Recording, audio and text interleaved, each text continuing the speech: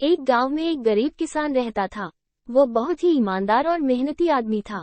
वो अपने छोटे से खेत में काम करता और बहुत ही खुश रहता था। पूरे गांव में किसान की ईमानदारी के बहुत ही चर्चा थे। उसका एक दोस्त था जो उस गांव के राजा के यहाँ सिपाही का काम करता था। वो किसान से उसके घर रोज मिलने जाता था।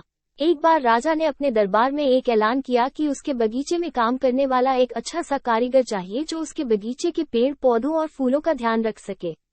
राय का यह ऐलान सुनकर किसान के दोस्त सिपाही ने सोचा कि यही मौका है कि किसान से मित्रता निभाने की। मैं उसे यहाँ बगीचे में काम पर लगवा दूंगा, उसका वह मेरा साथ भी रहेगा एवं किसान का भला भी हो जाएगा।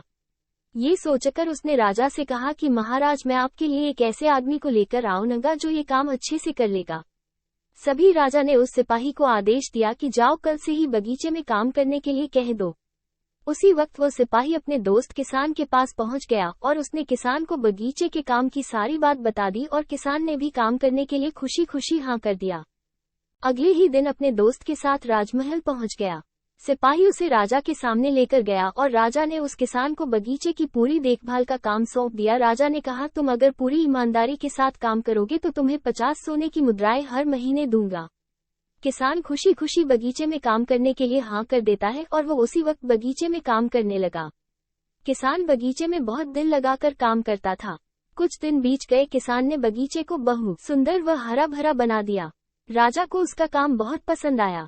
एक दिन किसान बगीचे में कुछ खुदाई कर रहा था तो उसने जमीन के नीचे कुछ महसूस किया। तो उसने खुदाई की तो देखा वहां नीचे एक बड़ी सी संदूक थी। किसान ने वो संदूक बाहर निकाला और खोला तो क्या देखा, वो सोने और चांदी से भरी हुई थी। ये देखकर किसान बहुत खुश हुआ और अपनी ईमानदारी दिखाते हुए राजा के पास पहुंचा।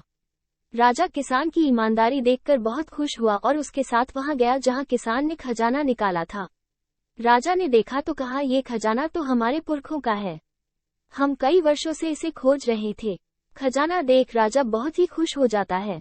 राजा अगले दिन किसान को पूछता है, तुम्हें क्या इनाम चाहिए? किसान बोला, मालिक मुझे कुछ नहीं चाहिए, मेरे पास जो भी है मैं उसी में खुश हूँ। राजा उसकी इतनी अच्छी बात सुनकर और खुश हो गया और उसने किसान को अपना मंत्री बनाने का फैसला किया। किसान ने राजा की बात मान ली और मंत्री बन गया।